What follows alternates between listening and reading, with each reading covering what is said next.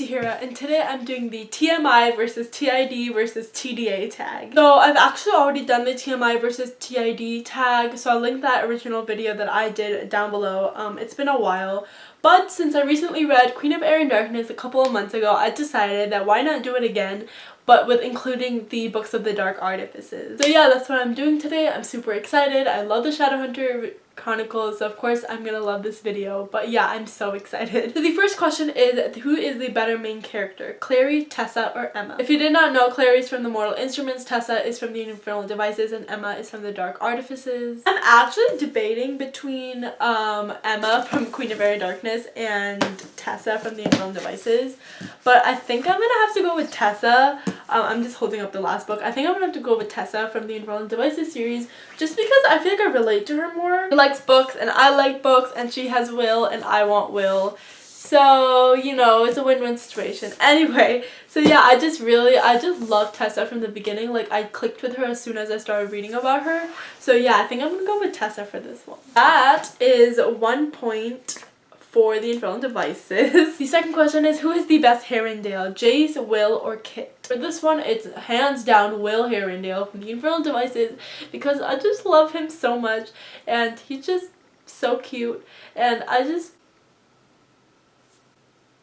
Will, you know? I don't know, I mean, I know a lot of people love Jace, and I kind of get why, because he's this cocky, like, blonde dude.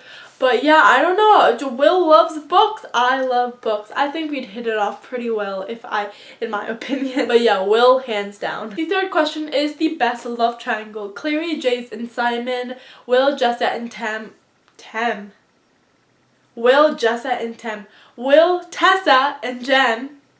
And Mark, Christina, and Kieran. I'm gonna have to go with Mark, Christina, and Kieran, because they're just such a good pair. Not a pair. They're such a good trio, and they just work together so perfectly, and they love each other so equally, and it's just so beautiful. Like, Mark loves Kieran and Christina, and Christina loves Kieran and Mark, and everyone just loves each other. It's just the best written love triangle. Actually, I don't know if it's a love triangle more than it's like a polyamorous relationship. But yeah, I'm just hands down that one. That was the best written love triangle. If there ever was one, that would win. But yeah, they love you. I don't know, it might not even count as a love triangle since they just love each other. But you know, I'm just here to declare my love for Christina, Mark, and Kieran, because they're the best. The next question is, who is the best villain, Sebastian, Mortmain, or Annabelle Blackthorn? For this one, I'm actually gonna have to go with Sebastian from the Mortal Instruments. He was just more interesting to read about, and his relationship with Clary is also super creepy, but also like super interesting to read about. So yeah, I think I'm gonna go with Sebastian, because he's more interesting to read about than Annabelle Blackthorn and Mortmain, like especially Mortmain. Like, Mortmain's so boring. I would rather read a 100-page book about Sebastian than Mortmain. The fifth question is the better army, the Dark Army from the Mortal Instruments, the Clockwork Army from the Infernal Devices. And there's no army from the Dark Artifices, but I think I'm gonna just do what Emma from Emma Books did in her video when she did this tag, and she just said that the Shadowhunter Parabatai curse, she used that as like the threat. I don't know for this one, because the Dark Army is pretty terrifying, and the Clockwork Army is also pretty terrifying, and I think I'm gonna have to go with the Clockwork Army, because they're so creepy, and the Dark Army are still humans, but the Clockwork Army is not. They're just machines. So I think I'm gonna have to go Clockwork Army, because they're pretty terrifying in my opinion. The sixth question is, what is the better first book, City of Bones, Clockwork Angel, or Lady Midnight? I think I'm gonna have to go with Lady Midnight, because this is just so much more complex than either City of Bones or Clockwork Angel, and I think it's like this whole series is one of Cassandra Clare's more sophisticated, more intricate, and more expansive series yet.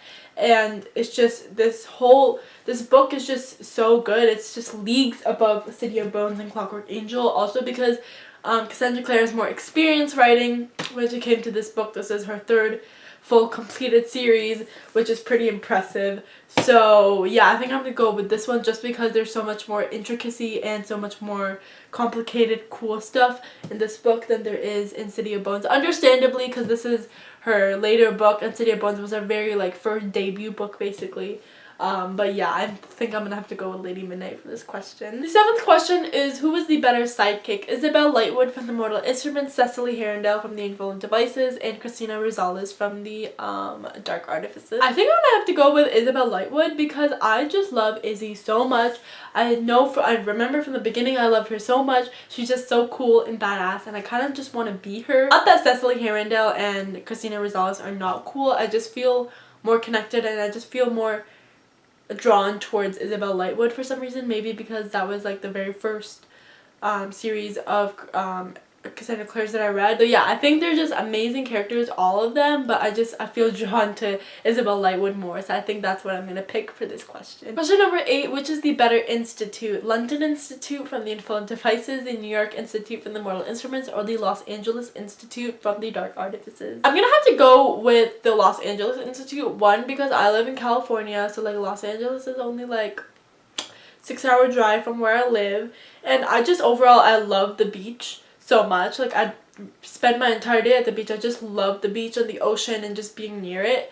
So I think I would rather live in Los Angeles, where the institute would be near the beach. It'd be so cool. I'd just hang out there every day. Of course, when I'm not fighting demons. But yeah, if I were a Shadowhunter, I would totally want to live in Los Angeles because the beach is nearby.